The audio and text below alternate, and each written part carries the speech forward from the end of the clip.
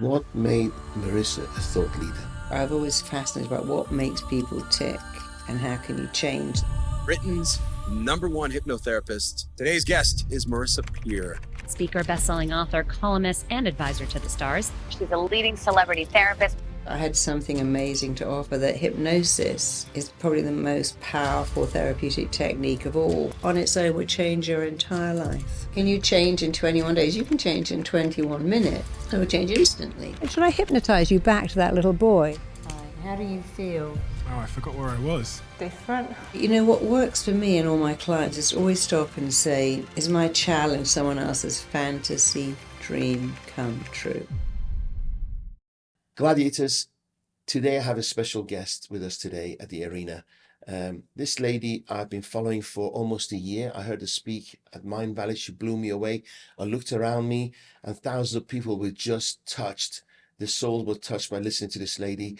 I'm honored and privileged to invite her here to the arena. At the same time, my wife heard that this lady was coming and she invited herself to do a double podcast with Marisa Peer today. Welcome to our arena.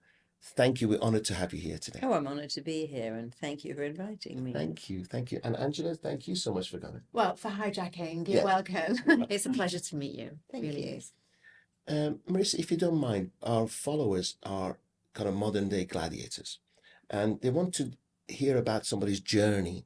And then we can talk about where you are today, all this amazing millions of people you're touching. What is your journey? Where did you start? Please share with us. Well, my father was a very eminent head teacher, very interested in the psychology of children. And I kind of looked at him and thought, I want that job, because I saw that my father was utterly fulfilled his whole life. He was never sick, loved his job, and would always say, life is all about making a difference with other people. I thought, I should do that too. You learn what you live. So I set out to be like my father, but I thought I'll be a child psychologist rather than a teacher. And I set out to do that. Then I realized very quickly that when you're young, a child psychologist, you always have three patients. You've got mother, father, child, usually divorced parents and child. So I very quickly thought, this is not for me at all. I'm too young to deal with this drama. And it's hard to make a difference when the parents are not on the same page. So I abandoned all of that and went to work for Jane Fonda in California teaching aerobics. And that was much more fun. I loved that. But I really always had a kind of psychologist brain, if you like. I've always fascinated about what makes people tick and how can you change them. So now I'm working for Jane Fonda, who's got an eating disorder. I'm living in West Hollywood. One of my flatmates is bulimic, one is anorexic. And I would say 25% of the mostly women in my class were anorexic, bulimic, orthorexic, body dysmorphic, or exercise compulsive. And I thought, oh, this is kind of crazy. Like, all these people are coming in, and it wasn't unusual to find a carry bag of sick in the changing room afterwards. People would say, oh my God, I had cough medicine, how many calories it's got in it, and they were really ill, but I got to work out. And I realized that, of course, an eating disorder is, without sounding rude, it's a mental illness, and you can't cure that with aerobics. And so I found this amazing hypnotist called Gil Boyne, who was a true genius, and I trained with him, and I thought, well, this is great. I can teach for Jane Fonda all day long, have my own clinic in the evening, and which I did, but the clinic became so busy that I very quickly had to stop working for Jane, which is a great shame. I loved her. I loved being a personal trainer. I'm still interested in that. And then my life just took off. I was always just going to be a therapist. I loved it. I still love it to this day.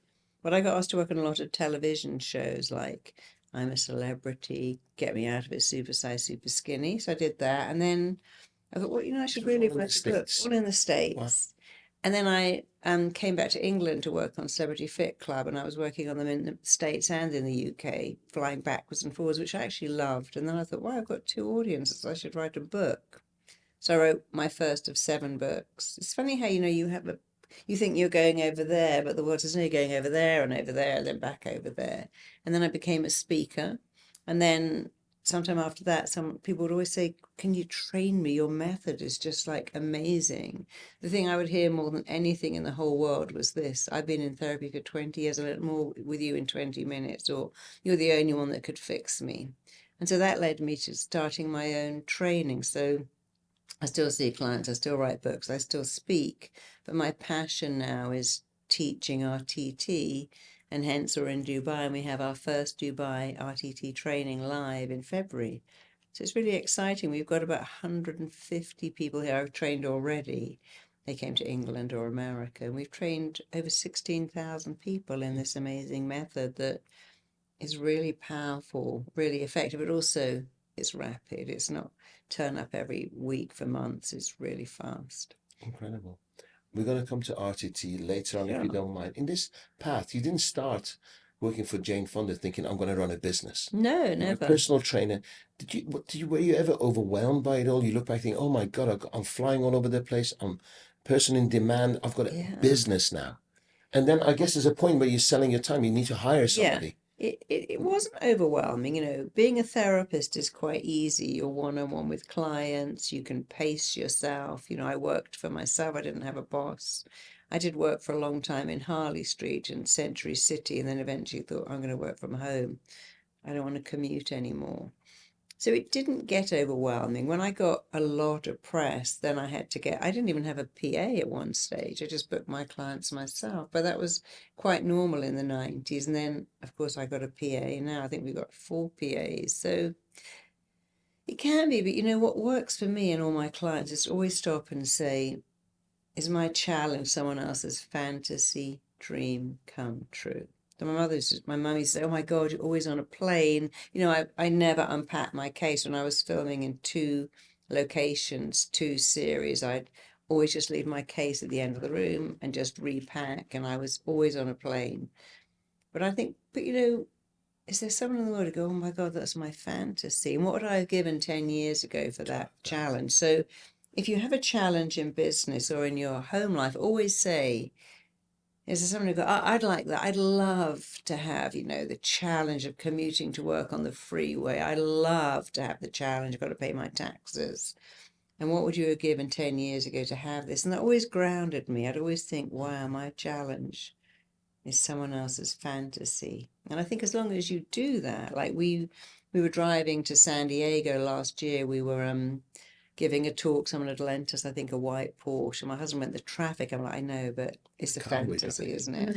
We're going in this white Porsche to talk at this event that's sold out. People are coming to see me speak. So you always got to remind It's humbling, yourself. isn't it? Yeah, so it sounds like we're on a plane and we'll say that. You have to remind yourself that if you're successful, you're in what I call the 1%ers. They have a career, money, success. You know, you're living everyone else's dream. And when you start to go, oh my God, it's such hell, you're trampling over people's dreams. And you should never do that. You should never go, oh my God, the commuting, the flight, the traffic, another hotel, because you are treading on someone's dream. That's And absolutely if you're lucky enough to be successful, you should always remember to be grateful. Were you from a wealthy background? No, I was from a very normal background. My father was a head teacher. His father was a fireman. So normal. We lived in a house with a little white picket fence around it. It was a nice life, but my parents were deeply unhappily married, so it had its own craziness. But no, I didn't come from wealth. I'd never traveled first class or shopped in Chanel or anything like that. It was just an ordinary childhood in a village in Cambridge. It was very nice and safe, but the life we live now, I couldn't even have imagined that ever, not for a minute. You know, I remember when I got a 5-year dowry when I was 18, and I looked and thought, oh, when I get to the end of this, I'll be 20, I'll be married, I'll be a teacher, I'll probably have a baby. That's what I imagined 5 years would look like. It didn't look anything like that, which is good. It was great for me that it didn't. Congratulations. When you went to the States, how old were you? The first time I went, I was I first went in 1984, so I was in my early 20s. Were you, if I'd met you then, would I have thought, wow, what a mature young lady? Or were you work in progress? Were you learning? Because to charge a fee in your early Yeah. 20s, when you're a personal trainer, now you're doing hypnotherapy, Yeah. you need a lot of confidence. You do. So You where do. did that come from? So in my early 20s, I was a personal trainer. I wasn't doing therapy. And then I became a therapist, but I knew straight away that I had something amazing to offer, that hypnosis is probably the most powerful therapeutic technique of all. When people came into and they say, you know, I can't get in an elevator, I'm terrified of bees, I can't have an injection, I can't go to the dentist, I can't find love. They were all so unhappy. And I knew the day they came to me was the day it all changed. So I didn't have a problem paying for that. People would always say, you know, this is the best money I ever spent. I'd have paid you 10 times as much. So, because I heard that every day, I never thought, oh, I'm taking their money, because I knew I was giving them phenomenal value. Did you have any experiences of your own in the early days with hypnotherapy personally that then made you decide, okay, this is the route that I want to go down, it's helped me, so therefore I can help other people? Yeah, when I found Gil, you know, I don't think you realize how much I was like having a backpack that's full of all the stuff, you know. I came from a crazily unhappy family. My father was very cerebral and a head teacher. My mother was very beautiful, but, you know, complete full-on hypochondriac. And so when you start to unpack, you think, oh yeah, I lived in this crazy world. So I had my own issues, you know. I felt very unworthy, you know, being a head teacher's daughter. It was, you know, you always feel different. I went to my father's school. I mean, that was a terrible thing because I felt like a freak, you know. I was 11, these 18-year-old guys would go, your dad's something. I wouldn't say it. And what could I do? I was 11. And so I always felt different. And of course, as a therapist, you understand something, that when you're born, you're hardwired to find connection, avoid rejection. When you're different, it sets you up for rejection. And as I became a more established therapist, I realized that, you know, I could put all my clients into one of three things. There's only ever three things wrong. When I train my students, there's only three things wrong with everyone coming through your door. They don't feel enough. They feel different, so they can't connect. They want something, they go after it, but they already believe it. They're never going to get it. It's not available. So I definitely had the first two. I was different. I went to my father's school. So that was hard to connect at that level. And I never felt enough because my father was paid to be more interested in other people's kids. So I could see how that unraveled me in relationships. And then later I was told I would never be able to have a child, never get pregnant, never carry a child to full term, never deliver a child who would be normal. And that actually turned out to be totally untrue. So a lot of my own experiences, particularly the not feeling enough and then being given a medical diagnosis that I completely overcame, I did use that a lot working with my own clients, especially with infertility, but also people who said, you know, I didn't go to college, or I didn't have a dad, I was given up for adoption, I was brought up in foster care, and this belief that I'm not going to make it, but you can make it. So that's where the I am enough movement came from. Yeah, I wear it all the time on these bracelets. I mean, they're falling apart. But yeah, I have it all over my house. And we're very proud of the I'm Enough movement. You know, John and I created that together. And that's been such an amazing thing. We have so many schools saying this statement has stopped bullying. It's made kids better. We created another program called a 5-day challenge that we have in, I think, about 2,000 schools and always going up. And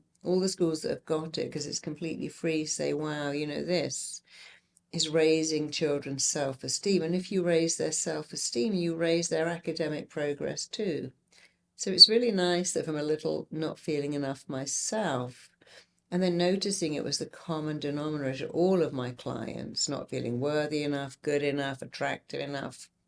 I mean, I've never met an alcoholic ever in my life, or any addict who ever felt enough. They will always say, I have this fame. I mean, look at Matthew Perry only last week. I have this fame, I have this body, I have this life. If you knew me, you'd be disappointed. And so I realized that if that's the common denominator, then that's what we should be fixing.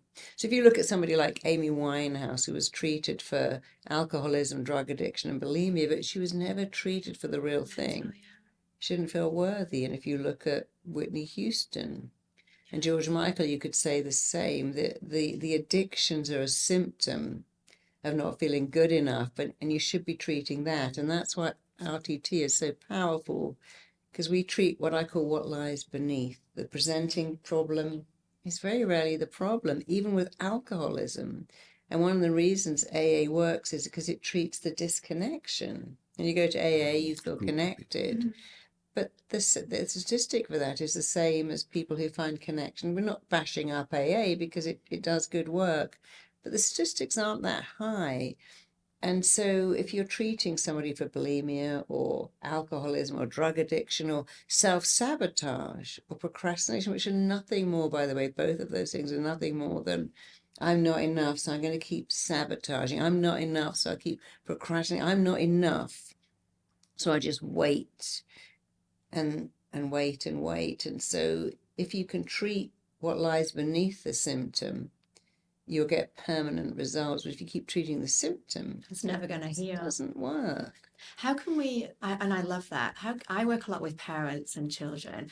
And I think one of the common things that comes up with parents is that they're always afraid that their kids will then grow up to have these negative limiting beliefs that they have about themselves. So how can parents interject that relationship with the child and make sure that these children don't grow up with this unworthiness feeling? What can we do as parents? Again, I think as a parent, you have to remember your job is to grow your children. So it doesn't matter if they can speak Mandarin, you give them organic broccoli every day. That's not important. Giving them high self-esteem. And of course, self-esteem is what, if I say I hold you in the highest esteem, I esteem is what I think of you, but self-esteem is what I think of me. And you know, what we're so busy doing is teaching people to look for happiness out there. If you're looking anywhere except in here, you're never going to find it. And so with children, just keep remembering, you need to give them independence. I mean, I didn't realize that my job was to give my child independence as fast as possible as a single parent. And we were very dependent. We were like roommates. So how do you grow your kids' self-esteem? You always praise effort, not achievement. You know, the whole school system, which is always giving the bright kids the reward, and they don't even do any work. You know, you should not do that. You should reward effort. You shouldn't always give the gifted kids the prize, because every time one kid gets a prize, 30 don't. And you see the same kids every year. And streaming is a terrible thing, because it's the same thing. It's giving you a label. You're the smart one, you're the middle one, you're in the struggling class. And that takes away their belief and praise, but obviously not, oh, you're gorgeous, you're amazing, you can do anything, which is okay. Just to say, you know, you're a smart kid, and I notice how much you love learning, and just focus on what they're good at. And it doesn't matter what it is. It could be good at keeping a rabbit, or they could be good at getting on with their grandparents, but always notice and remind them of what they're good at and tell them they have a gift, because every child has a gift. But here's the problem with school. It says be good at everything. And the thing is, you're put on the planet to be good at one thing. And you got to find the one thing you're good at and then become amazing at it and then monetize it. That's why you're here. Find one thing. You know, Jo Malone is not making makeup. Jane Asher only makes cakes. That's all she's ever done. She charges £800 for a cake. She doesn't even make soup or chicken or pasta, just cakes. True. And if you can find the one thing and monetize it, like there are people making millions of dollars just for making eyelashes, just from doing eyebrows, just from doing one thing. And all schools should say, let's find your gift. Let's make you amazing at that gift. And then let's show you how to monetize that gift. And in Scandinavia, in Finland especially, children self-select their classes now. And they go to the thing that interests them. You know, you're never going to be successful doing what you hate. True. You have to love what you do and do what you love, and then you can be super successful.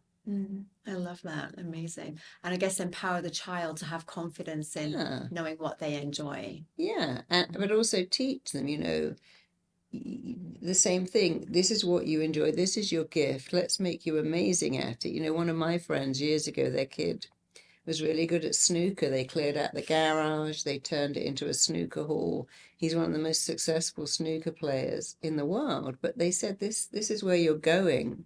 You don't need to do Latin or French. I mean, where's that going to take you? And so if your kid shows a gift for something, look at the Beckhams, how they supported David. And so if your kid shows a gift for something, if you think they can make it, then encourage them all the way. Yeah, of course. Amazing. I love that. But you cannot be a jack of all trades and a master of none. You know, I used to belong to a program where we'd feed homeless women. We said, what can you do? They go, oh, I can do everything. I'm a carpenter, I'm a cook, I'm a chef, I'm a painter. And that was always that they could do everything badly and nothing well. But you got to do one thing really well.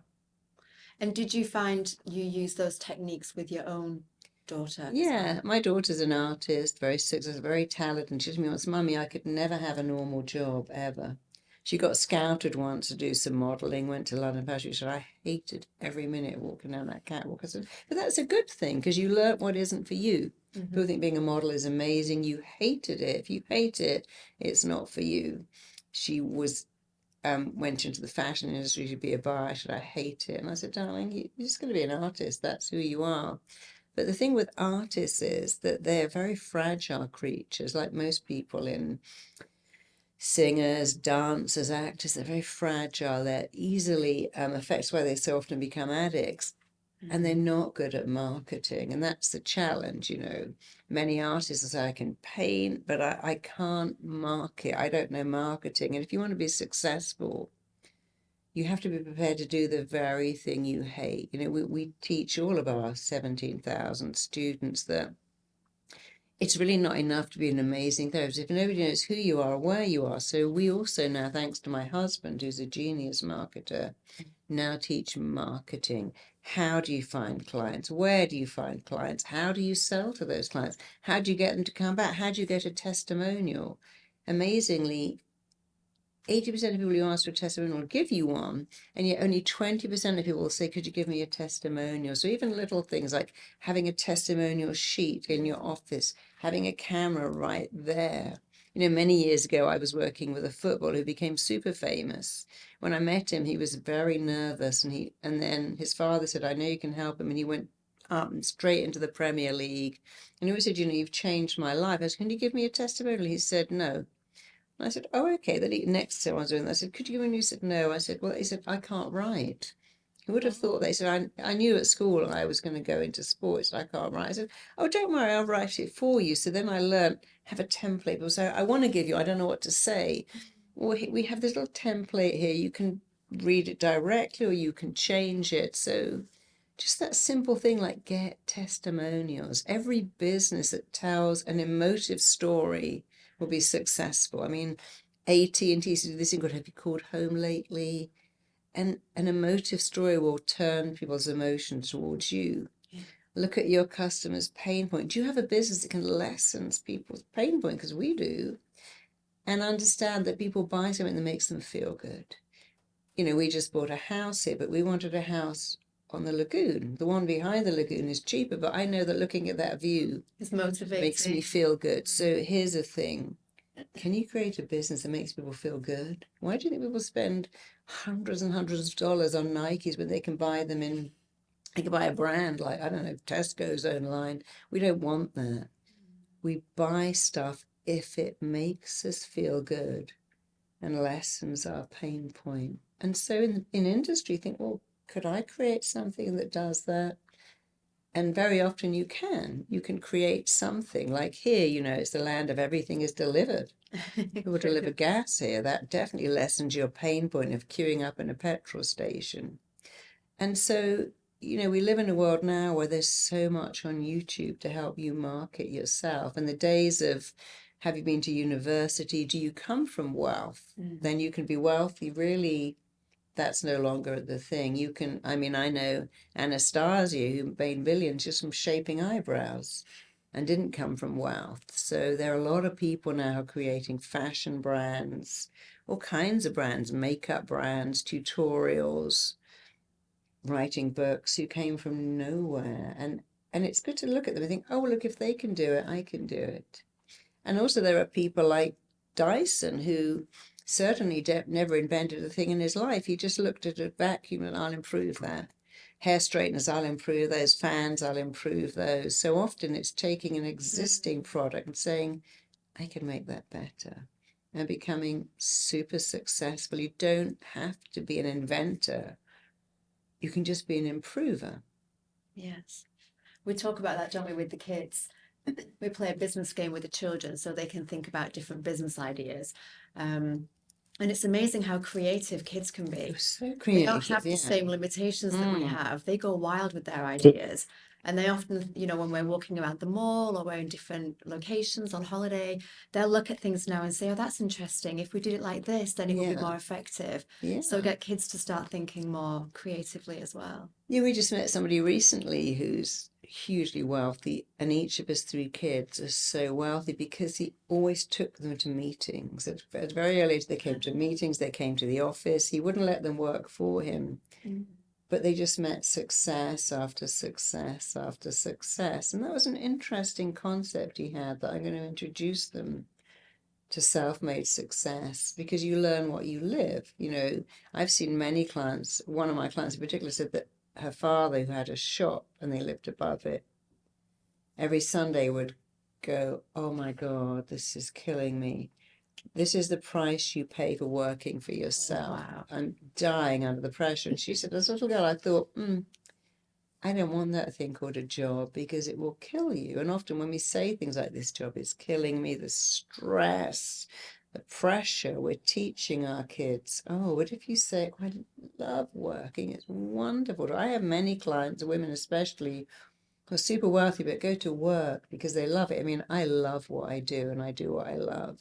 And you should be saying to children, it's so lovely to have, if you have a career that gives you meaning and purpose and growth and contribution, where you make a difference, where you have certainty, diversity, connection, and significance. So that's amazing. People say to me, you give so much. But I say, no, but I get so much back. And so if you can show your kids, mummy loves to be a doctor, or daddy loves being a detective, or whatever it is that you're doing, or, mummy loves writing books because they're helping people all over the world, they think, oh, I'm going to do that too.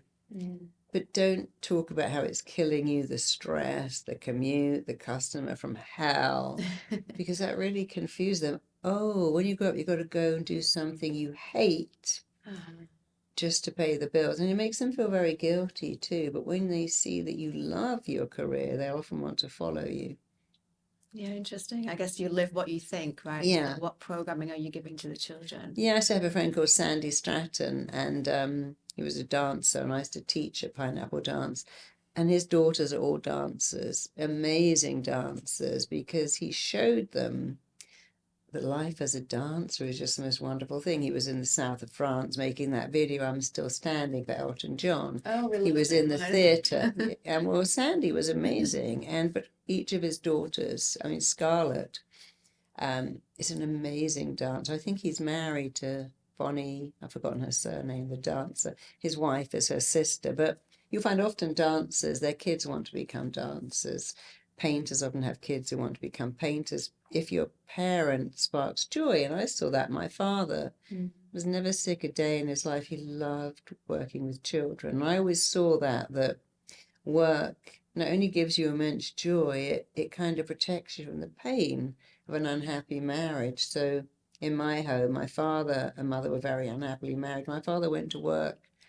He was so engrossed in it. My mother was at home, very unhappy. And I remember thinking, you need an amazing career. An amazing career takes away the pain. I didn't think that. That was a fixed belief in me. And so when I was younger, I didn't have amazing relationships. I always had amazing careers, because I saw that, you learn what you live. By the age of 7, I was thinking, oh, look at him. He's happy, he's fulfilled, he's engrossed. She is not happy at all. And my mother, of course, never had a career, and she should have. And she actually should have been a dancer, because that was her passion. But she married a head teacher. That wasn't the done thing. I mean, I know that doesn't happen anymore. But it's so interesting what you show to your children. They're like sponges, they absorb everything. And so you've got to show them, work is amazing. And if you have a job where you lessen someone's pain point and make them feel good, that's the best thing in the world. Then they'll be thinking, oh, I want to do that too. Amazing. So what made you at age 7 to think about these things? Because most kids don't think deeply about this stuff. Well, it's not what you think, is what you see. I saw my mother always crying, always unhappy, and she was unfulfilled. And I saw my father pick up his briefcase, go to work. He went to work early, stayed there late. He just seemed to love being there. So I didn't think it, I saw it. And when you see it, that's what you see. What made you later on think it through? Because some people see it, they don't understand it. And I find that most people just go through a process. But somewhere along the way, you became a thinker. Yeah, well, yeah, your mind is designed to move you away from pain towards pleasure. Every time you experience pain, your brain searches. If you eat some prawns and are violently sick, it's like, oh, I'm never eating that again. If you have some whiskey and a very think, oh no, I'll never drink that again.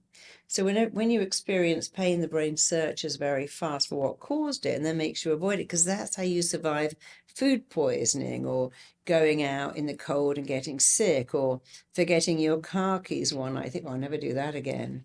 When you experience pain, you search for what caused it and you think, oh, do you know, I came home that time with no money and I couldn't even get home. I'll always make sure I have emergency money. So when I saw my parents both deeply unhappy, your brain is programmed to search for what causes most. It's marriage, I'll never get married. It's kids, I'll never have kids. But I saw that in my parents' case, one parent was more unhappy than the other because they were unfulfilled. But my father's job gave him a lot of pleasure. So I realized that's what you do. Other people look at it differently. Say, well, I just never get married then, or I'll marry someone who loves me more than them, or I'll marry someone who would never leave me. Diana said when she, coming from a divorced family, when she met Charles, she thought, oh, he'll never leave me. What she saw was her mother left very early. She always remembered the car driving around the gravel. Her little brother would cry every night and she'd go and try to placate him. And she had a belief, people leave you and then you're devastated, you're a child. But when she met Charles, she thought, well, he'll never leave me. He's never going to leave me because he's going to be the king. But of course he did leave her. But one of the reasons she found him deeply attractive because she thought, he will never, ever leave me. I'm going to be safe with him. So often we think, this is a safe job. I'll always be paid. This is a safe person.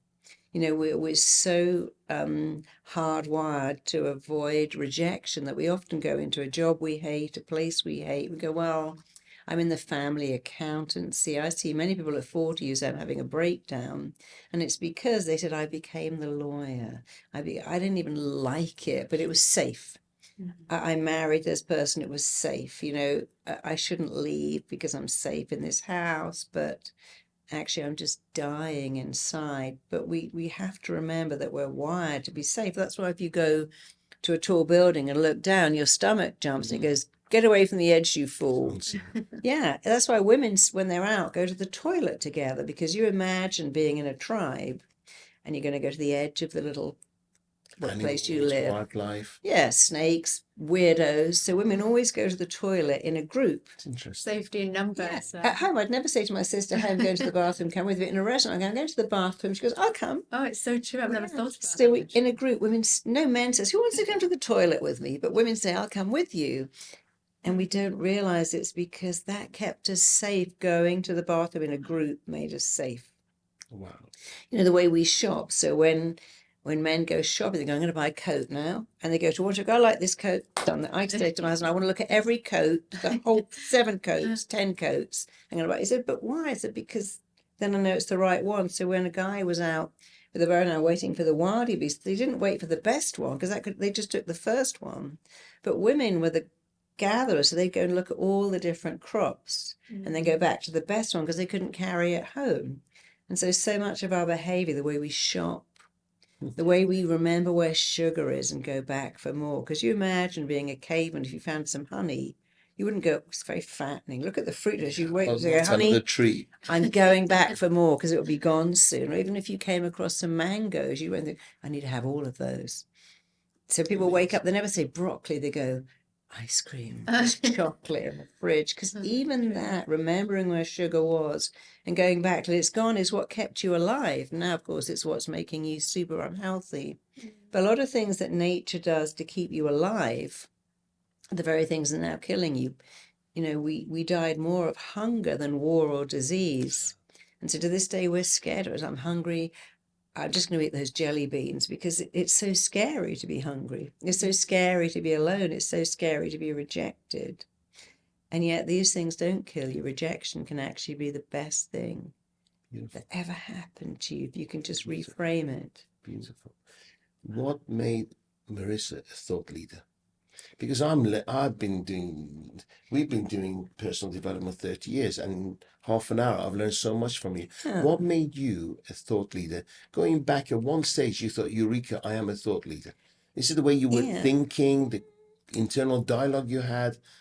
Do you know, my own clients actually would come in and say things like, Marisa, that one thing you did, that was a game changer. Someone else would come and say, you know, that one thing you said or made me say, that changed my entire life. So my own clients would give me amazing feedback. I've been in therapy for 20 years, but you fixed me in an hour. Or I never knew that. How did you work that out so quickly? So they gave me the faith and the confidence to recognize that I had something, What was that something. gift? What was that gift? The gift. Mm-hmm.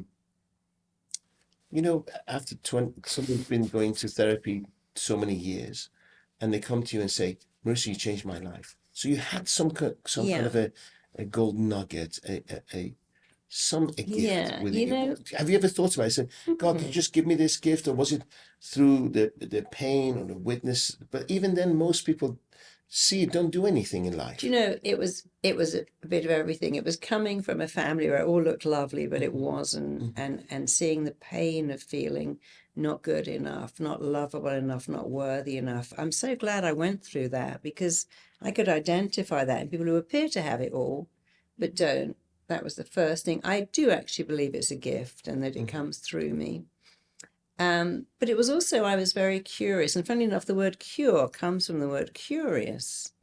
So I was very curious. And I remember when I was training to be a therapist, my teacher said, you know, the brain is very complex and it takes a lifetime to understand it. In a second lifetime, I thought, well, that can't be true. That can't be right. How would the universe go, I'm going to give you a great brain, and when you're 85, you might just crack it. But then, of course, how are you going to apply it? I thought that's not true. And I realized that a lot of things we're taught are incorrect. And so what fascinated me the most is that every healing therapy, the dentist, the doctor, the chiropractor say, turn up with your pain and I'll heal you. But therapy says, turn up with your pain and we'll talk about it. And I thought, isn't that funny? Every healing therapy offers immediate pain relief, except therapy, which offers a long, let's talk, let's get to know each other, let's build up trust, which I understand. But when you're in pain, I'm going to fix it. if I went to my doctor and I'd broken my knee, he wouldn't go, well, we're going to have to trust each other first. I went into anaphylactic shock in New York. That was so scary. And when an ambulance came, I didn't go, hey, can I trust you? I wanted them to shove an EpiPen in my leg as fast as they could. I got run over last year in London, and I was lying in the road, and I was just longing to hear those blue lights because I knew that when they finally got there and they turned up and they straight away shoved something in my leg, gave me some, and they took away the pain. I didn't go, where's your certificate? Can I trust you? I went, take me out of pain. And so therapy should say, let me take you out of pain as fast as, when you're in pain, whether it's, I have migraines from stress, I have a nervous tummy, I have irritable bowel, I break out in a rash, all these things are physical. But there's also the other pain of I can't find love, I can't find success, I sabotage myself. And we should be saying, let me take you out of pain. So I did have that mind that questioned, why does therapy take longer than any other healing modality? And why should it take longer? And who said it should? And of course, part of therapy is saying to clients, who told you that you can never find love at 50? Who told you that you can't be successful because you never had a dad or went to private school? Who told you that? Was that even true? And if it was true for them, it doesn't have to be true for you. So I think when you question a belief, you don't really believe it. You'll see it with your kids. You go, Mummy, how does a reindeer get down the chimney? You know, the minute you question something, you don't believe it. So I was always questioning. I was always a bit of a rule breaker. If someone said no entry, I'd go in there. Yes. Why? Yeah, like last year we were at American Airlines flying in first class. They went, oh, you can't use the first class lounge. I'm like, why? They said, it's only if you're going to New York or London. So I just said, so I just went in through the exit. I thought, I'm not going to not go in this lounge. I paid for a first class ticket to Miami. And they said, you've got to pay $450 a year. So when they said, you can't go in that way, I said, well, just go in that way then. Find another way. Yeah, find another way. What great leaders never take no for an answer. They don't hear no. They hear no today, or no, not now, or no in this format. So often if you'll see someone on Dragon's Den or Shark Tank and they say no, I remember the guy with Trunky, they said no. And they were so dismissive of him because the strap broke, but it was just a prototype. But he didn't hear no. He went, oh, you're saying no, but I'm saying yes. There's someone else who will say Everywhere you yes. see these. Everywhere. And so when my first book got rejected, and that was in the days where they'd send you the whole manuscript back, and I'd hear that thud and go, oh, it's come back again. You know, this was about the fourth time it hit the floor, because in England, of course, it goes through the mailbox and you hear the thud and you know that's a rejection. But you have to say, okay, that's still the wrong publisher. I'll find the right publisher. And you have to keep going. You know, a lot of success is about seeing yourself like a big rubber ball. Do not take no for an answer. See that's a delay, but it's not a denial. When I was told you'll never have a baby, something my voice went, don't listen to that. And that was that voice that said, I'm not even going to let that in, has been very helpful my whole life. You know, I was told when I was a kid, you'll never make it. When I first started to work on television, I remember working on Celebrity Fit Club with a doctor and a trainer and me, and the doctor was a lovely guy, but very into, you know, it's low sugar, low sugar, low sugar. No, it was all low fat. It was all high carbs, low fat, low fat. And I knew that was the most terrible diet because carbs become sugar. You know, fat is your friend and sugar is your enemy. But it was quite hard telling him that because he was the doctor, he was the nutritionist, and I was just this therapist, and they were all crazy anyway. And so when I was a therapist on television, I'd have people roll their eyes, go, oh, that's a crazy therapist. And it takes a bit of guts to say, confident. You're wrong. And when I had my baby, my longed-for baby, I was sitting in my bed and the nurse came and she literally did that and said, these are for you. This is for postnatal depression. It will turn up on day 3. I said, oh, no, I'm having postnatal euphoria. I've already signed up for it. And she looked at me like I was completely amazed because no, all of the ward is a sea of weeping. You need the Kleenex. It's normal. Everyone's going to cry. I thought, isn't that amazing? She's a lovely, kind nurse on a maternity ward telling me to expect postnatal. It's arriving on day 3. I said, no, I'm having postnatal euphoria. I've already signed up for it. It's already here. Good for you. So I could never have a baby. And so often it's that challenge when someone says, oh, it's flu season, it's hay fever season, it's, you know, everyone gains 10 pounds over the Christmas period. People are telling you to expect it. And here's a rule of the mind. What is expected tends to be realized. So we want people that challenge beliefs, that say, I don't think that's right. You know, I think within 10 years, the whole school system is going to change dramatically because we're realizing streaming isn't right. Only rewarding achievement isn't right. We're looking at a lot of things that we expected, like, you know, if you go for IVF, they'll say usually works on the 3rd session. It has a 25%, so sort of people here, it has a 75% failure rate. So the body will automatically reject. Sure, and saying this might work, but the side effects are, you know, when I had cancer, I couldn't believe I had cancer. I felt so well, but I never forget going to the doctor. She was very nice. And I said, will it come back? And she literally did this. She went, it has your address. It knows where you live. Yes, it's going to come back. What a stupid thing to tell someone. And she was a lovely person. I mean, she'd tell people every day they had cancer, an awful job. But she told me to expect it to come back. And of course, I understand because I wrote something called The Rules of the Mind. And here's one: what is expected tends to be realized. Here's another: every thought you think is actually a blueprint that your mind and body are working to make real. And here's another one: the strongest force in you is you must act in a way that lines up with how you have identified you. I'm a loser. I've got rocks for brains. I can't remember a thing. Labels. Everything I do doesn't work out. I fall apart. People look at me. I'm nervous. But if you change that, I'm excited. People like me. I'm good at speaking to people. I'm fantastic at IT.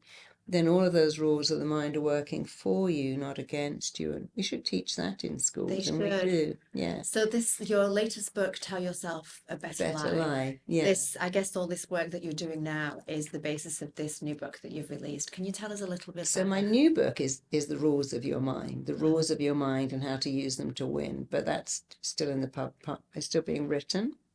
But Tell Yourself a Better Lie, that came about because, excuse me, I began to see that my clients' greatest pain came from the lies they told themselves. It's one thing for your husband to go, "You're so boring," or your dad to say, you're just like your mother," or "You're just like me, you're never going to make it," or your ex to say, "I wish I'd never married you," or "That's one thing," or your mum say, "You'll get fat if you eat that." It's one thing to hear someone else's lie, because we know they're having a bad day. Someone cuts you up on the store or on the freeway, you think, well, they're having a bad day. Maybe they're having a terrible day. But when you tell yourself a lie, it's a bit like if you put lotion on your arm. If I put lotion on my arm, it will go in. My mind doesn't go, "Is that really healthy, super organic, paraben free? Or it's some cheap stuff I got free on a magazine." It still goes in. And so whatever you tell your mind, it goes in. It goes in like butter goes into hot toast. Hot toast can't reject butter. And if you put hairspray on it, that would go in too. And that is the brain. It's like a piece of hot toast. If you put deodorant on your toast, it will sink in. Or if you put gasoline on your toast, or organic virgin olive oil, it all goes in. And so it is with thought. So we've got to be very careful. What are we introducing to our mind? I'm terrified. I'm a nervous wreck. Everything I touch falls apart. I always get ghosted. Nothing works out. Everyone's better than me. And if you're going to tell yourself that, which is a lie, people say, my legs are the size of a tree trunk. My butt is the size of a barn. Everything I do falls apart. Well, that's clearly a lie. And if you're prepared to tell yourself a lie, why not tell yourself a better one? I can never go to sleep. I'm exhausted. I'm shattered. I'm starving. This is not really true, is it? So if you're willing to tell yourself a lie, Tell a better one. at least tell yourself a better one. I'm a smart kid. Last year I was teaching educators from all over the world this thing with children, and I literally put a big triangle on the floor in masking tape and then 3 flip charts at each point. And the kids had to write a negative thought that they thought, and I just picked 3. They wrote, "I'm not smart. I don't know how to make friends. I'm an ugly kid." Now let's run to the second, which is the feeling, because it works like this: thought, feeling, behavior.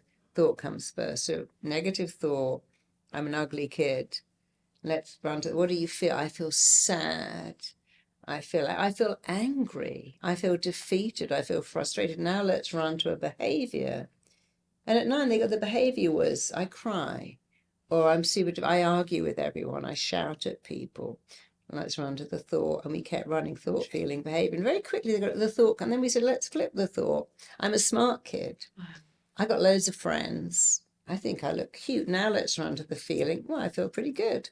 When they ran to the behavior, the kid who said he wasn't smart said, "I asked the teacher for help because I'm smart." I stay behind and say, "Can you explain that? Because I'm smart enough to ask for help." The one who said, "I have no friends," said, "I invite everyone to sleepovers because people like me." And the one who said she was ugly said, "I think I look really cute and I feel good." And so they realized at 9, it's thought, feeling, behavior, thought, feeling, behavior. But you got to change the thought. It's no good working on the feeling. It's no good working on the behavior.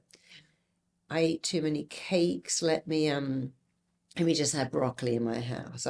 Let me not have anything fattening in the whole house.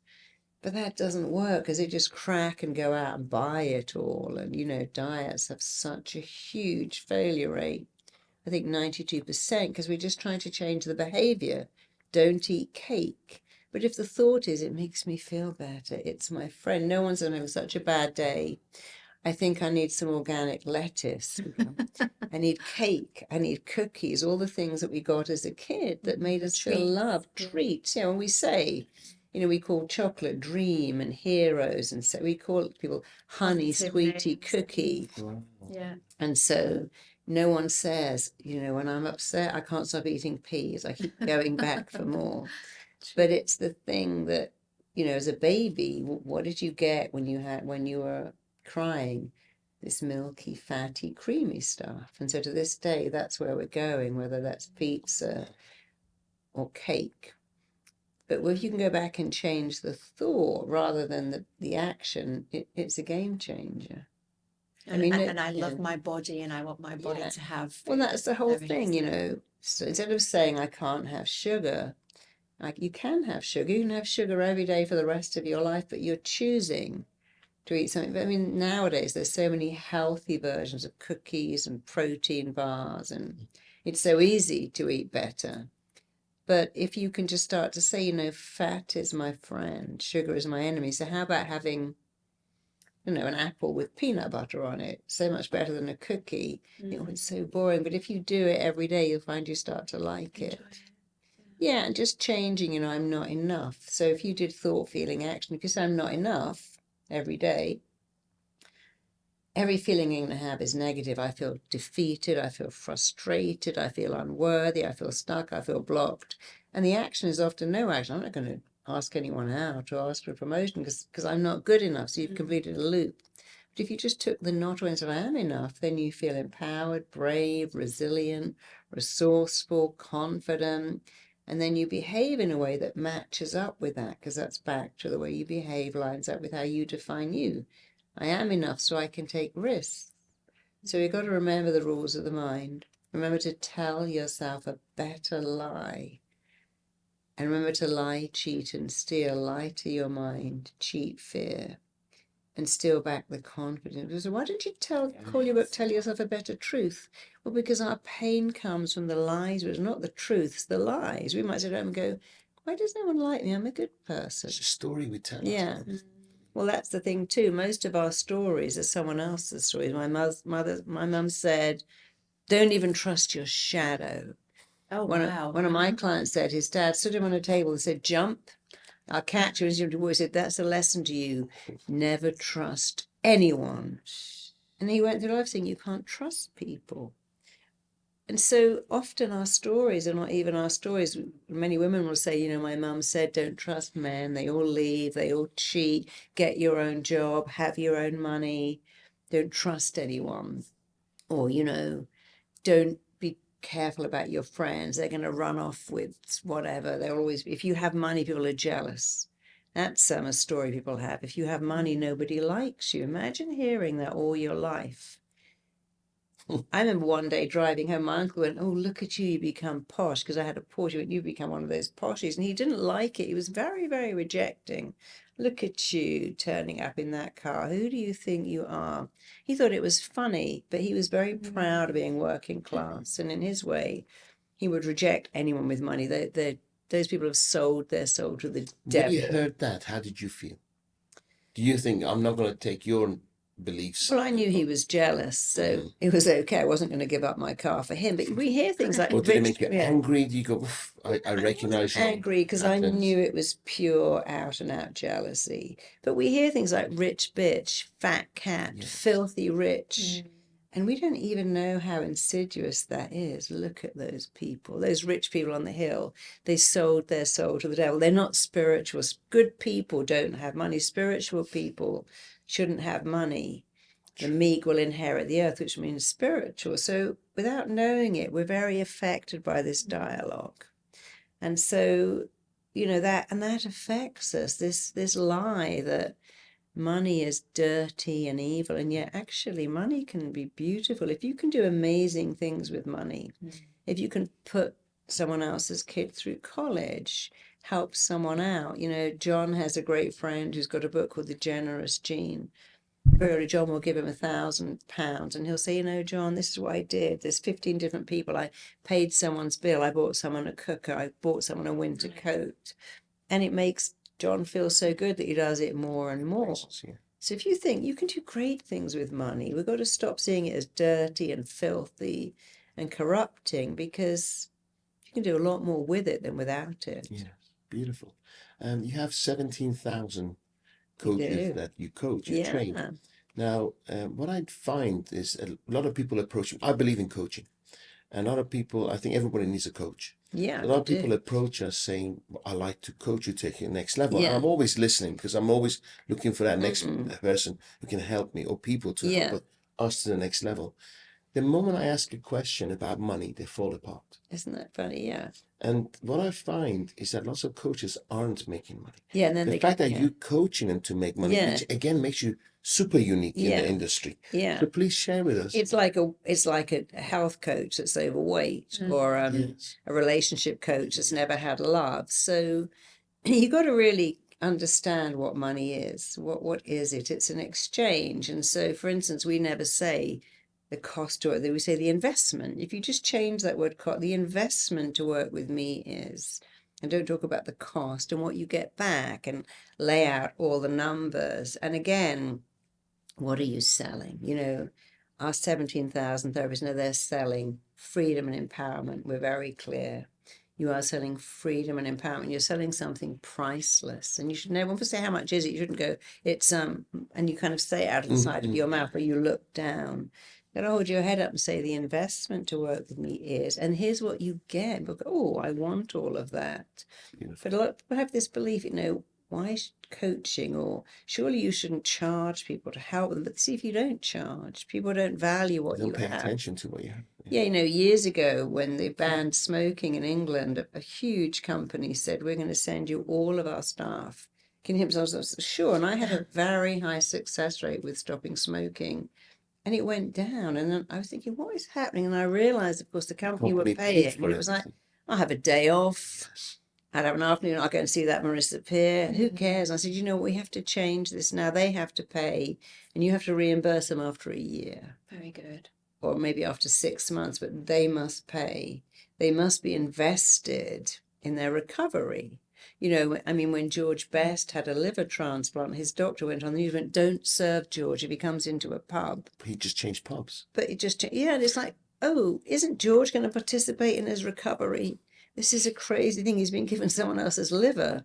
And he went straight to a pub. Sadly. Because you have to invest in your own recovery. One of the things about RTT that makes it so amazing is it's very client-centered. So we do this thing where we go back and have a look. So RTT is like what I call the fire. You become an investigator and gather information on what happened here. And then you become an interpreter, and you interpret how it affected. Then you interrupt it. Then you install a new belief, like a coder. But most therapists ask you some questions, and then they start to say, well, this happened because of this, and you do this because of that, but that's not true. Or they go home and say, hey, Mum, guess what? That's rubbish. That's not you. That's not So what we do is the client is participating. We say to them, look, here's the scenes in this hand, and here's you today. And what caused that? And they say, oh, yes, I can see looking at this that not having a dad, or being the fifth girl or the fifth boy, my mother was always depressed, and I believed it was my fault. So they become the interpreter. We stay there until they have understood what happened, not what's wrong with you, what happened to you. And when they can say, you know, I can see now that my mother, always crying because she didn't have a son. One of my clients said that she was out on the street with her mother, and her father drank, and said, you're a disgrace. You haven't given your husband a son. You know he'll never be a man in this community. And she said, I thought that was my fault. Oh. I thought I should be. And she, from that day, I became so masculine. You're going to cry. No. And she said, you know, I never wear makeup, never wear heels. I won't let my husband put up a shelf. She said, that day I went home and I put makeup on. I bought a dress, and it changed everything, because I thought, oh, I heard something. You should have been a boy. And I believed that was my job, to be the son my father never had. And if I wasn't, he would never be a man. And so it's so interesting that you have to reframe everything. You heard that when you were 6. It made perfect sense at 6. You've been on the planet for 6 years. You made sense. And for the first 5 years, there is no logic for a child. They only have feelings. My dad doesn't visit me. Guess I'm not worth it. My mum was always at work. she must like work more than me. My mum's always shouting. I must make her unhappy, because children don't live in logic, they live in feeling.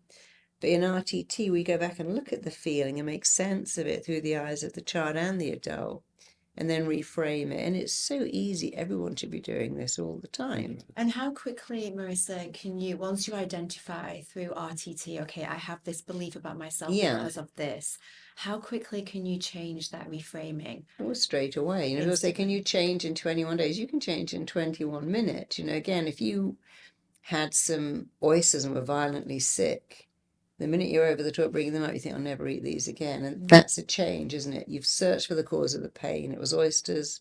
That's it. I'm done with oysters forever. And so you can change very quickly. The mind is geared to change, but most of us are scared of change. And so when you have a reframe, you can change it immediately, instantly, permanently, powerfully. It doesn't have to take long, because we see people changing all the time. We see people saying, I was in a lift, it got stuck, I can't go in a lift now, or this happened, I got fired in front of everyone, and now I could never work for a big company again. My husband was called Ian, I hate the name Ian now. Or I hate that place, I had a terrible time there. So it's a lie that it takes a long time to change. We change in 3 ways: instantly. So we change instantly. Some people change progressively, bit by bit, and some people change and they don't even know until they look back, and that's called retroactive change. When did I last start shouting? When did I last get one of the migraines? But it doesn't matter which way you change. But many people change immediately. They'll say, my friend did that. She got some chickens to keep to eat, and she said they were such. I straight away became a vegan almost overnight. I planned to eat these chickens and their eggs, but they came and sat on my knee. They were so friendly that was it for me, and I've never eaten meat since. Wow. Isn't that instant change? Yes, yeah. Not everyone does that, but we have to stop telling people that change is hard and complicated and long and arduous. It can be so easy. Like when my little girl was little, she'd walk out of the door and then she'd come back. And I said, what have you remembered? My swimming clothes, my lunch, my book. I never said, what have you forgotten? I said, what do you remember? And I say, your brain is so clever. As you get to the gate, you remember. And she became back with a source of pride. Not, oh, Mummy, I've remembered. Oh, amazing. I need this today. And so she always says, what have you remembered? So just that little reframe, that's all you have to do.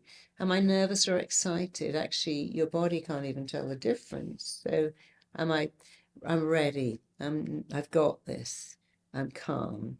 I'm super chilled. If you're not choosing to change the word you use, you must be choosing to stay the same. So you can say, I'm so scared of doing this sale, meeting this client, but you could also say, I'm excited. This is my opportunity. Today I could go out and have an amazing sale. Today I could sell something incredible.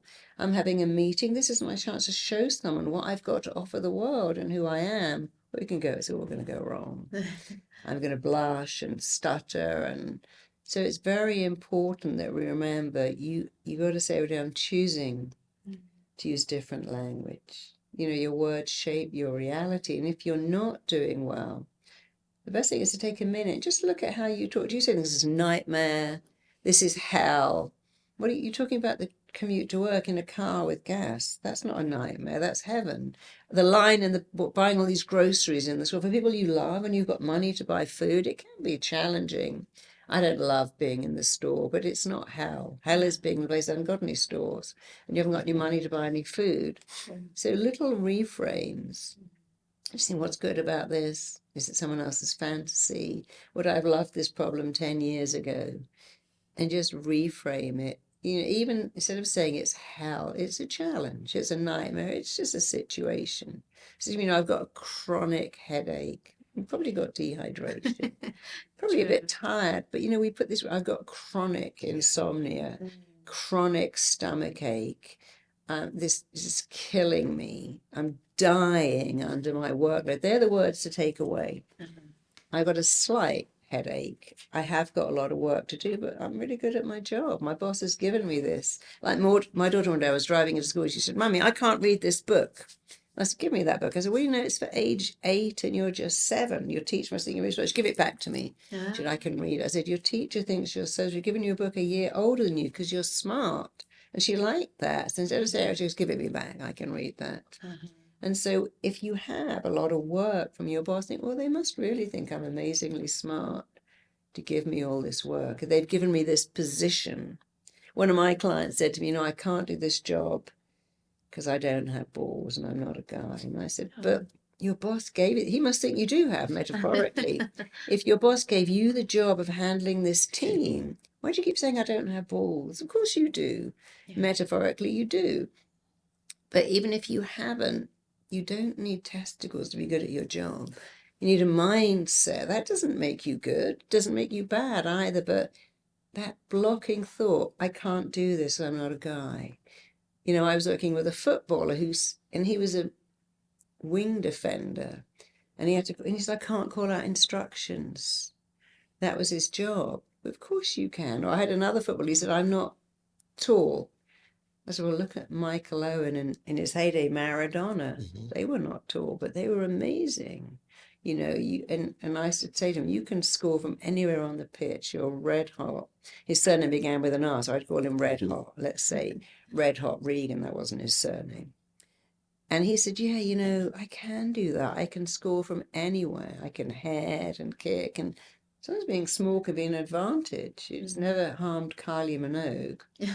But we have this belief, I'm not tall enough, not slim enough, not young enough, not old enough, not educated enough. And we have all these blocks that get right in your way.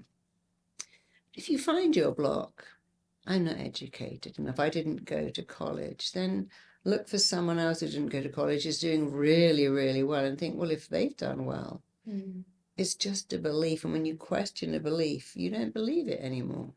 Yes. So you've got to question it, challenge it, and then defy it, and then be a role model. And say, look at that person, they came from nothing. And, you know, someone said to Naomi Campbell, many years, Naomi, you'll never get on the cover of Vogue. That door is shut. To Black Girls shut. Well, I'm going to kick it open then. And I love that because she did kick it open, and then Tyra Banks did the same. And now many, many black girls are on the cover of Vogue. It's exciting to be the first person, you know. For me, there aren't many female therapists, certainly not enough. There's Freud, and they're all men. And I really wanted to be a female therapist that created my own brand, because all the therapists that created a brand, we tended to be men. Like we talk about Einstein a lot and Tebbets, but there weren't any women. Maria Montessori was the first woman that changed education, also very male-driven. And so it was good for me to think, yeah, I'm going to be the first female that creates my own therapy. I mean, of course, there was Louise Hay, but I'm going to be a pioneer, because other people will come behind me and go, well, I'm going to be like that Marisa Peer. I'm going to challenge and change and defy and recreate and reinvent. And we like people. You know, first people don't like it, but then they turn around and join you. Amazing. Yeah, it's like if you look at is it Lizzo or Linzo? I've forgotten her name. The singer. I don't know. Where the hell? This generation, I have no clue. Do you know that song? Where the hell my phone? I know George Michael very well. Yeah. Well, anyway, there are people too. You know, there are role models who are bigger now, and they're sexy and they're out there. There's a girl in London with Down syndrome. There's the girl who's got is it Chantal Brown? She's got vitiligo all over her body. Seen pictures. And she's beautiful, utterly beautiful. And then Rupert Friend's wife has got no legs from the knee down, and she's an athlete. She's got blades, she runs really fast. So everything is changing. You could run faster with blades than with legs, but you can. Amazing. And so nowadays we're looking at people that aren't perfect, and we're thinking that the imperfections make them more attractive. Yeah, perfectly. You know, I say to all of my clients, listen, the most you'll ever be in life is a flawed person having a flawed relationship with a flawed person. It's called being flawsome. And if you could choose to be perfect or flawsome, always go for So we have flawsome. such a powerful relationship because we both flawed. Flawsome. But you can't not be. You know, there We is. actually love Yeah. the Part of being a perfection. human, isn't it? I guess. Imagine if you found someone who was perfect. I mean, literally perfect, how inadequate you would feel. And that's why so many children of stars fail, because they go, well, my dad was Aspiring. Bacharach, my dad was Walt Disney, my dad was Paul Newman, and all of those people had children who killed themselves because they couldn't cope with up the to that. perfection. But if you can say, hey, darling, you know, daddy's flaw is he's terrible at cooking, or mummy's flaw is she's just not really into cleaning the carpet, but I'm doing something else. You allow them to pursue their gift and to say, that's my gift. But when you try to make people perfect, they are the unhappiest and the loneliest people in the whole world. So join the club, be flawsome. It's the best place to be because you never get disappointed. You never think, I've got to be perfect. I've done that and I've got to do that. And you know, it's like making your house perfect. The day it's perfect is the day it becomes imperfect because your kid scuffs something, your cat scratches the sofa, you make a Perfection perfect is the dinner. lowest Yeah. denominator. You never be happy. Yeah. Never ever be happy. Well, because it's impossible. It's You know, here's the finishing line for perfection. Here's the race, and you're running towards it. And as you get there, it moves and it moves. It's not that you can't can't finish the race. You can't win the race, sorry. You can't even complete it. But when you're flawsome, it's a great place to be. Yeah. Marisa, what's it like to be your friend? To be my friend. Let's say there's 10 of us around the table. Would I be constantly nervous what I say because I'm saying it wrong, or you recognize, and do you have this tendency, you see people with the dialogue not being serving them? Do you tell them? Do you help them? Do you hold back? I mean, my friends see the real me with all my flaws, and I have plenty of them. So I'm not a therapist. I don't do therapy when we're out. I'm not theraping people all the time. Surely you recognize, you think, I can fix it, I can help you there. Most of my friends are like me, you know, they've been on a long journey to find out who they are, and they're amazing people, but they might tell me a challenge they've got and I would help them out, you know. Years ago, one of my friends, she was a lawyer and it all went horribly wrong. She became a baker and I said, darling, you are not a baker. Stop making all these muffins. This is not a good use of your skill. It's taking you all day and this is a horrible job for you. Because I was staying with her and she was just baking, taking these muffins around town, and she left that and actually became a property developer, very successful now.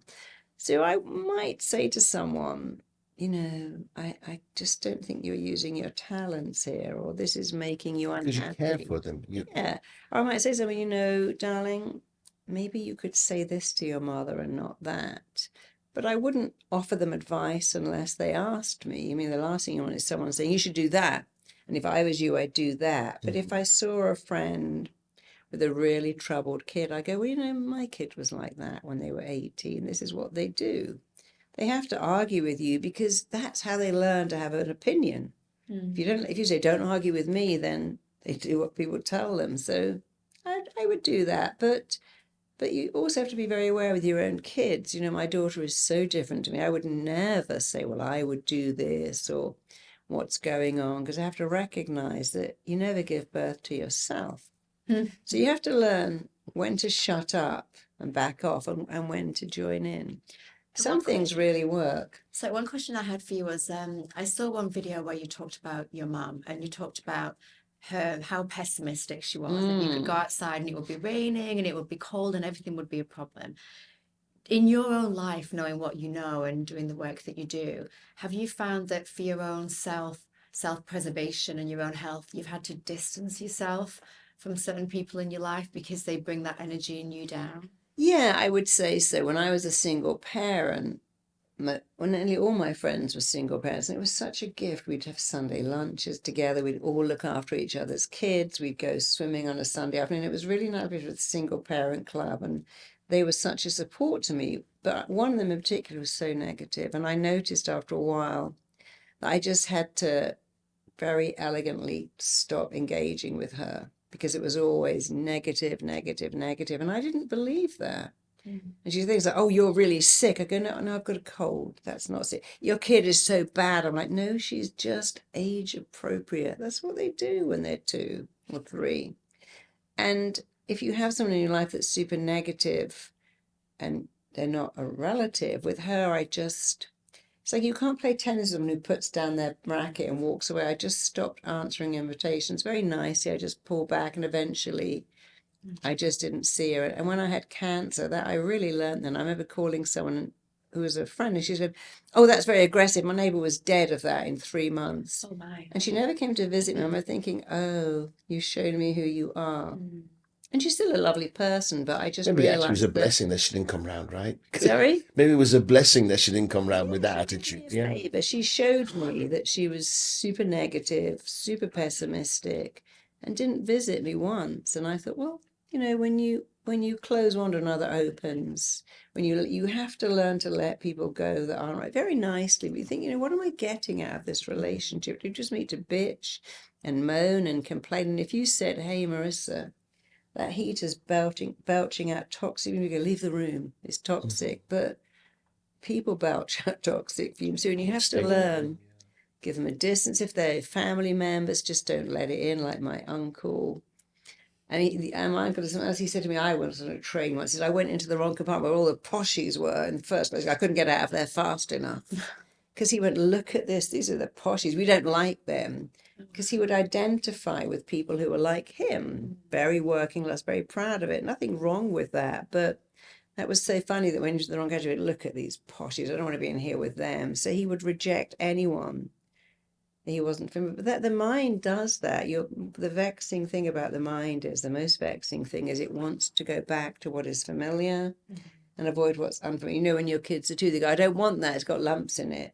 I only like pink yogurt. I don't like yellow yogurt. I don't want that. I only like Rice Krispies. I don't want granola. In fact, my friends always thought granola was, God, my brain, what's the, it was Corona. So I'm not eating Corona, that makes you ill. Because he thought the granola was the coronavirus. But we lived by only saying with what's. If you were living in a fort in the Wild West, you wouldn't go, I'm so bored, I'm going to meet those Native American Indians. They're much more, I want some variety.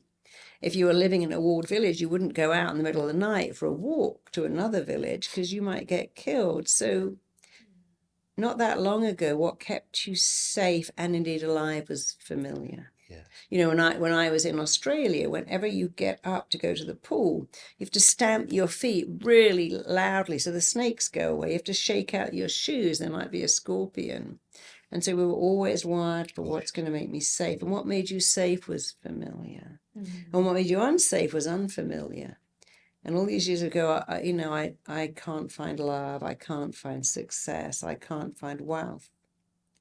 70% of lottery winners are bankrupt in 3 years. Yes. Because if wealth is unfamiliar, you just get rid of it all, which sounds very hard. But if wealth and love are unfamiliar, you'll actually reject it. But here's the thing. If it's a fact that your mind is wired to go to what it knows while avoiding what it doesn't know, and that is a fact, then here's another fact. You can make that stuff known. You can say, I have a wealthy state of mind. I'm attracting wealth. I live in riches. I live in abundance. You can say, I like myself. People like me. You can make anything familiar. The best thing is to make praise familiar and self-belief. And then it's like taking sugar out of your coffee. Yes. You don't think after a year, oh God, I'm still missing the sugar. I can't believe I drank it like that. It's disgusting. I much prefer it like this. You know, I always used to have coffee with a bit of stevia in it. And then last year I'm not going to have that anymore. I took it out. And now I don't even remember that I liked it sweet and creamy. Now I just like it creamy. Bit of coffee with oat milk. Because anything becomes familiar. True. And if you could just make praise familiar and criticism unfamiliar, that on its own would change your entire life. So if you want to do one thing today, if you want to raise your self-esteem, praise yourself and make praise familiar and make criticism unfamiliar, that on its own would change your entire life. Beautiful. Nice. Beautiful. And as a parent, don't praise your kids, make them say today, I was really good at looking after my guinea pig today. I really understood math today. I really helped my friend in school, because when they do it themselves, it has more of an impact than when someone else does it who may have an agenda. I like you, can I borrow your crayons? They know that. You're my best friend, can you help me do my math homework? Wow. You're my best friend, can you share your lunch? So we know that if someone else praises or criticizes, they have an agenda. But the mind knows if you say it, it must be true. And then it sinks in like the butter on the toast. So It's amazing. Praise yourself a lot. Believe in yourself. Learn to say to people, this is my gift, I'm really good at it. You know, if I called in a plumber and said, can you fix my, they wouldn't go, oh, not really very good, but I'll try. Give it a go. They go, we're the best plumbers, we're going to fix that in an hour. And they charge you a lot. And they go, well, we're the best in the business. So, you know, you wouldn't go to a restaurant and say, is the food any good? They go, it's all right. We have good days and bad days. I mean, they go, it's amazing. This is what you're paying for. It is the best. True. The best.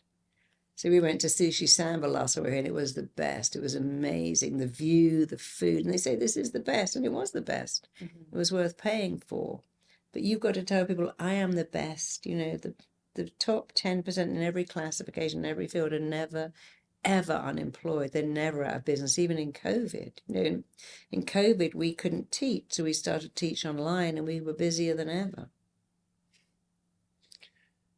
People are listening now. They want to get into your coaching program. How do they do that?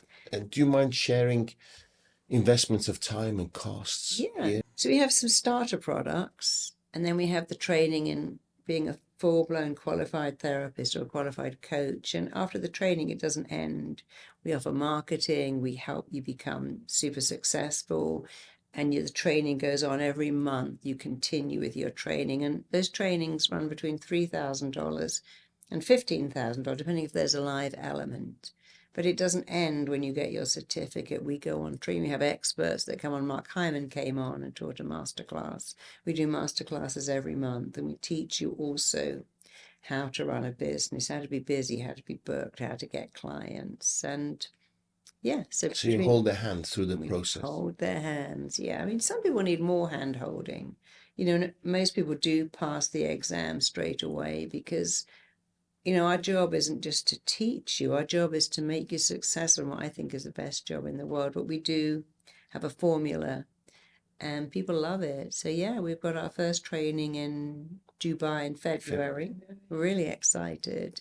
You know, we have so many therapists here who say, you know, this is why is it the best job in the world? Well, for women especially, the flexibility to think, you know, I work from 10 to 3 every day.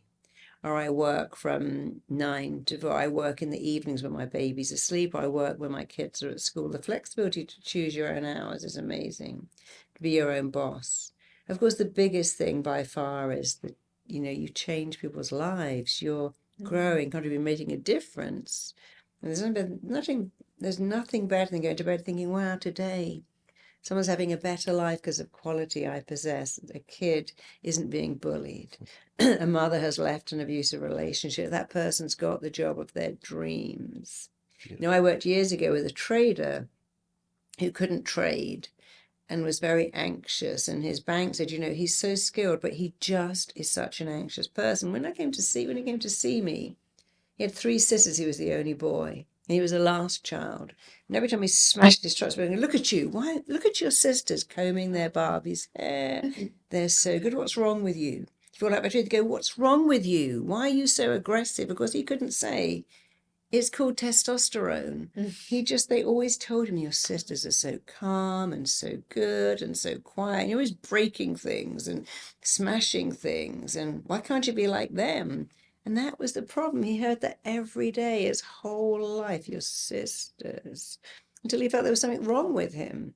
And that's why he couldn't trade the fear of making a mistake. When we looked at that and removed it, he became their best trader. He said also his relationship with women changed so much because there's nothing wrong with him. But at 5, when you hear that every day, you think, oh, I keep upsetting my parents. What's wrong with me? As an adult, you go, maybe they should have had a 4th daughter. You know, they didn't really understand.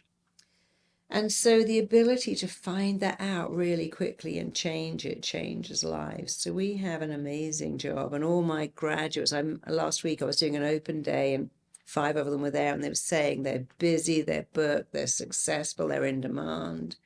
They make a difference, they love it. So It's an amazing career. From start to qualification, ready to deal with clients, how long that process take? Between 6 to 9 months, depending on if you have no therapy background, we'd like you to spend between 6 to 9 months. An existing therapist, we train many doctors and psychiatrists pick it up because they've already got the basic skills. But 6 to 9 months for the therapy, 6 months and 4 to 6 months for the coaching. Great. Now you're here in Dubai. Yeah, now I'm here in So Dubai. are we going to see you a lot over the all next the time, 6, 7 everywhere. months? Yeah, I'm starting to do a lot of work on television already. So yes, We'd love to take you and John out one evening. oh, we'd love that. Get some really nice Yeah, places. And yeah. So many great places honestly, to go behind you here. it says 1 hour and 25 minutes, and it's gone like 5 minutes. Can I just say one more thing? Please. So we have a lot of free products. We have audios on money blocks, love blocks, health blocks, success blocks. If you go to marisapeer.com, they're all free. Take them for you or for other people. If you want to find out where I'm training, when I'm training, if you want to train with us or find someone that trained with us, it's all at marisapeer.com and rtt.com. Wonderful. We'll actually, at the bottom of the podcast, write every detail Thank with you. links to send them your direction. Because I'm even thinking we could do. Well, I'm a walking, talking testimonial because I've done the money blocks many times. I've done many of the meditations, the teachings, and I just think it's phenomenal. So I'm a huge advocate and a walking testimonial right here. Yeah. We have a lot of 21-day challenges for love blocks, money blocks, health blocks, success blocks. And people say they change their entire life. And many people come to train with us after doing those because they see, oh, this is really powerful, simple but powerful. Do you do retreats? Yeah, I do. Yeah. Can we come in? We'd love to have you. John, Yeah. John, sign us up, please. Also, we're doing some master classes. Oh, I want this. Sign us up. We would, yes.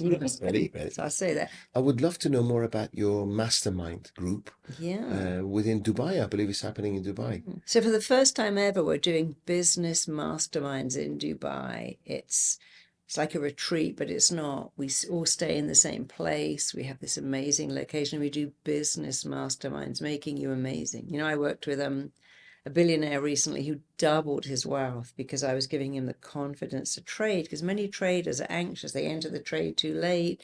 They leave it too late. Many people have a dream, but they can't pursue it because there's this fear of rejection. So our business mastermind is amazing. Our retreats are amazing too, but the business mastermind, it's the first time we're bringing it here. 2 of us in. Yeah. Respect you John. in. John, please book us in. Personally, I don't mind sharing my challenges. I've got to a stage, I'm 57, and I've kind of ticked the boxes, done everything.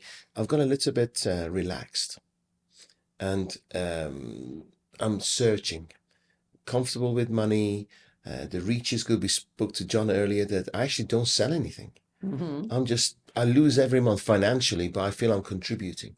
So I would like to turn this momentum into a business. I'd like to get some fire again. Yeah. And I think if we can have this mastermind group as soon as possible, that will really. Yeah, you need to have that fire in the belly, but also that belief that you're unstoppable, the belief that, you know, you were given a talent. You know, imagine if Frank Sinatra was a plumber or Ed Sheeran was a painter and decorator. You're supposed to you're given a talent to share it.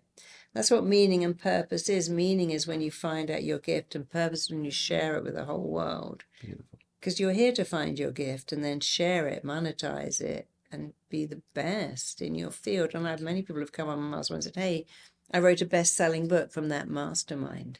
I 10x my business. We had someone who had one gym, wasn't even, now they've got 20 and they're doing so well. And they bought a retreat in Costa Rica. So we've got a lot of people already who said that mastermind 10x my business, but also it helped me be a speaker, but it helped me personally. I'm a better father, a better mother. Beautiful. How long is the duration of this?